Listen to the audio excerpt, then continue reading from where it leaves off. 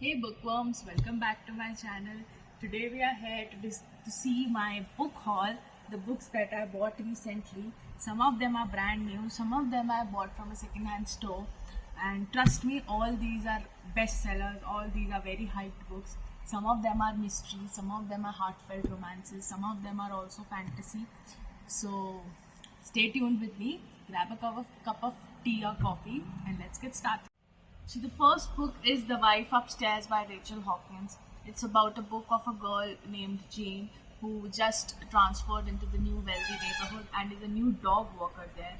She sees her opportunity in a man named Eddie, but Eddie's past is a mystery.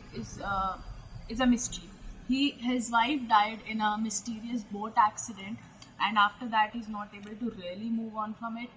But when Jane and Eddie come closer, the Jane is kind of overshadowed by the successes of Bay's wife. Bay's Eddie's wife. I should know. By Bay's success. So she is overshadowed by it. And will their love survive the secrets, or will the past ruin everything? But there is a modern twist in this book, as the book claims. The book is short; it's 276 pages. But the text is really very small. If you can see it from here, it's very small. So yeah, that's the book.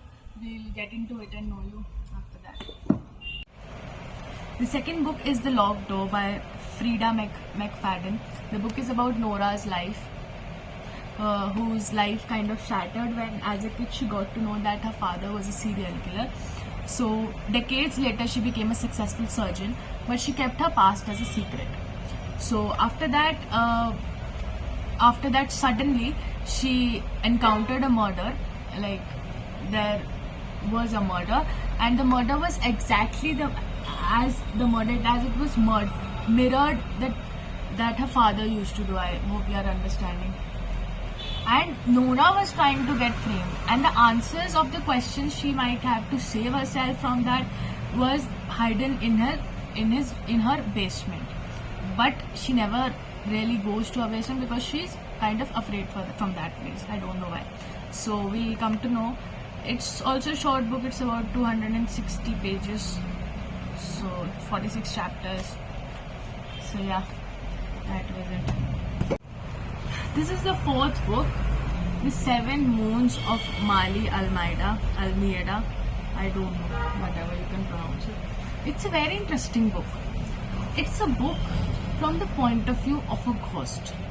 So there is a man named Mali Almeida who is a photographer, very successful photographer, who hasn't opened to be a gay in front of everyone. He dies in Sri Lanka. In 1990s, a time of violence, Mali has no clue who killed him and how he was killed. So stuck in a kind of a ghost world, he has limited time, and he has to figure out who killed him and what caused his death. So we'll see what this ghost comes to a conclusion on. This also has a very, very small text. Why? Okay, we'll get into it. So the third book we have is The Things We Hide from the Light by Lucy Scott. So after buying this book, I got to know that this was the second book in the Lucy series. I need to buy the first book, I don't know. So this is a book about a police inspector named Nash who is recovering from a recent shooting. He was once a very charming officer, but after the shooting, within his recovery, he's very nervous, he's very jumpy, and he's trying to hide that from behind his grumpy face. And there is Lena who is Nash's new neighbor. She's very like shiny, gorgeous, smart kind of personality, and but doesn't like to get close to people. Yet there is a spark between both of them, who they both can't ignore. So, but Lena doesn't want to have relationships because of her past baggage. But Nash is sure that she's the one for her. So will he earn her? Will he convince her to get along with him on board? So yeah, we'll find that out. It's a very long book, I think. But yeah, if it's interesting, then it doesn't matter. The second last book is Meet Me at the Lake by Carley Fortune. So this is a story about two people. First is Fern and Bill. They had once had a very unforgettable day where they shared secret and dreamed big dreams and promised to meet each other after 1 year. And the second is Will, who is a charming artist. So they both promise each other that they'll meet after 1 year, but Will doesn't keep that promise. After a decade, Fern is handling her family's business of resorts, but Will comes back into her life and polished and apologetic, offering to help. Fern is confused. This grown-up Will has changed a lot and is nothing like that who was before, a free-spirited guy who would enjoy everything with her. So will Fern see what is behind this polished suit kind of person, and will they fall in love again? So let's see. The last book is I Fell in Love with Hope. This is a story that takes place in a hospital where the main character is very sick. She loved a boy who died recently by suicide. Now there are only three things that she cares about: her three friends who are in the hospital and who are also sick. So the three friends are Sony, who is a troublemaker and who has only one lung.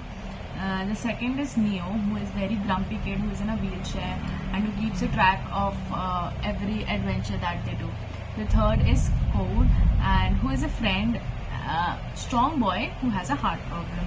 So these three people, these three friends want to escape from the hospital and kind of live their lives.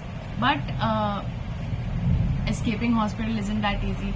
But suddenly when they were planning to escape from the hospital, a new girl comes that makes the protagonist of this book insecure about whether she will steal her friends, and the only three things left in her life will be taken away from her and all. So I started this book. I thought it would be a romance book, but it's more. But the dedication of this book read that to my Sam and to everyone in the world who needs to find a little less alone. And I thought I'll save it for another time. Whether I'm too sad, I'll read it. If I'm too much happy, I'll read it, which is of course very rare. So I'm saving it for a later time. So that was my book haul. Hope you enjoyed it, and please hit the subscribe button, like the video if you liked it, and do drop down comments below. Thank you so much.